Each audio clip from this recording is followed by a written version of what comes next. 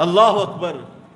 صحابی تو وہ تھے کہ جب نبی علیہ السلام کا حکم آ جاتا، آپ کی خواہش آ جاتی، تو صحابہ کرام رضوان اللہ علیہم اجمعین اس خواہش کا احترام کرتے۔ اس کی مثال میں آپ کو دیتا ہوں۔ نبی اکرم صلی اللہ علیہ وسلم مسجد نبوی میں تشریف فرما تھے۔ آپ صلی اللہ علیہ وسلم نے حضرت عبداللہ بن عمر رضی اللہ تعالی عنہ کے سامنے اس بات کی خواہش کا اظہار کیا کہ عبداللہ، ہم مسجد نبوی کا یہ ایک دروازہ جو ہے اسے عورتوں کے لیے، خواتین کے لیے مختص کر دیتے ہیں کہ اس سے صرف خواتین داخل ہوں۔ جو آج بھی عمرہ کرنے کے لیے یا مسجد نبوی کی زیارت کے لیے جاتے ہیں تو وہاں باب النساء ہے کہ خواتین کا دروازہ۔ تو ابھی آپ صلی اللہ علیہ وسلم نے حکم جاری نہیں کیا، خواہش کا اظہار کیا ہے، اور اس خواہش کا احترام کرتے ہوئے اس کے بعد سیدنا عبداللہ بن عمر رضی اللہ تعالی اس دروازے سے داخل نہیں ہوئے۔ اللہ اکبر۔ یعنی نبی علیہ السلام کی خواہش کرتے تو صحابہ کرام اس قدر احترام فرماتے۔ حضرت جلیبیب رضی اللہ تعالیٰ عنہ مسجد مدینہ کے اندر دودھ لے کر آتا تھا، اور مدینہ میں بھی کوئی نہیں جانتا تھا، رنگ کا بھی اتنا صاف نہیں تھا، خوبصورت بھی نہیں تھا، لیکن صحابی رسول ہمارے لیے خوبصورت ہی ہوتے ہیں۔ اور نبی علیہ السلام نے فرمایا کہ جلابیب شادی کرنی ہے؟ فرمایا کہ اللہ کے رسول، میرے جیسے نہ کوئی مدینہ میں جانتا ہے، نہ کوئی کاروبار ہے، اور میرے سے کون، شکل کا بھی اتنا خوبصورت نہیں، کون شادی کرے گا؟ فرمایا جلابیب جاؤ فلاں صحابی کے گھر چلے جاؤ، اور اس کی بیٹی جوان ہے، اور اس نے خواہش کا اظہار کیا تھا کہ اللہ کے رسول صلی اللہ علیہ وسلم، بیٹی جوان ہے، کوئی رشتہ ہے تو بتا دو، کوئی رشتے کا اہتمام کر دو۔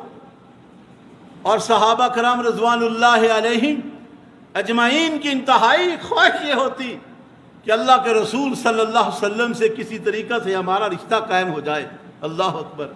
آپ صلی اللہ علیہ وسلم نے فرمایا اچھا بھائی، کو آیا تو بتا دوں گا۔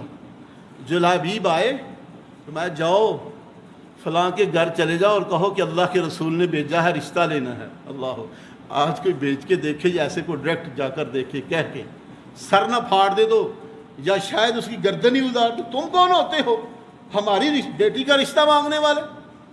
اس لیے اس وقت نبی علیہ السلام کی قدر تھی، آج ہم نے علماء کی قدر نہیں کی۔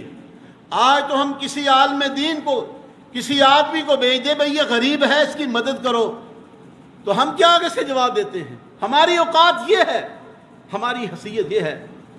صحابہ کرام رضوان اللہ علیہ اجمعین، حضرت جلابیب چلے گئے، دروازے دستک ہوئی، اور فرمایا گھر والا باہر آیا، السلام علیکم۔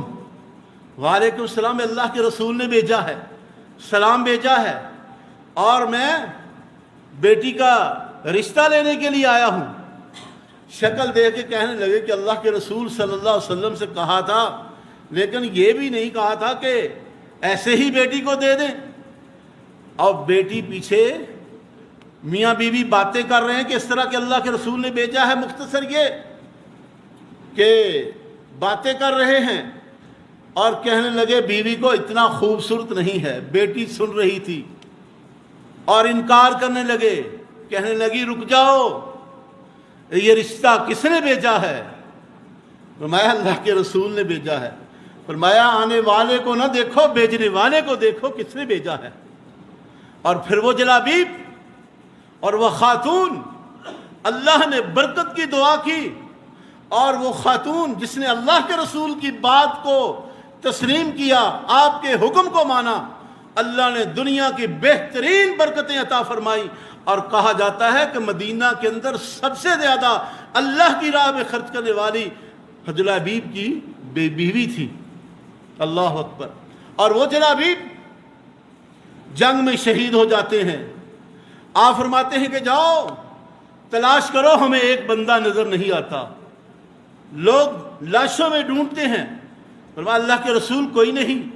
فرمایا جاؤ دیکھو میرا صحابی جلابیب. اور بیان کرتے ہیں کہ جلابیب کو لایا گیا اور جسم کا کوئی حصہ باقی نہیں ہے کہ جس پہ تیر و تلوار کے زخم نہ لگے ہوں. شہادت نوش کر چکے ہیں. آپ صلی اللہ علیہ وسلم کے سامنے لایا گیا اور آپ صلی اللہ علیہ وآلہ وسلم دعا فرماتے ہیں. اور حدیث میں آتا ہے کہ جب دفنانے لگے تو پیارے پیغمبر نے اپنی کلائیوں پہ اٹھایا. حضرت جلابیب رضی اللہ تعالیٰ عنہ کو اپنی کلائیوں پہ اٹھایا. اور صحابہ بیان کرتے ہیں کہ جلابیب کے سامنے ساتھ کے نیچے سوائے اللہ کے رسول کی کلائیوں کی اور کوئی چیز نہیں.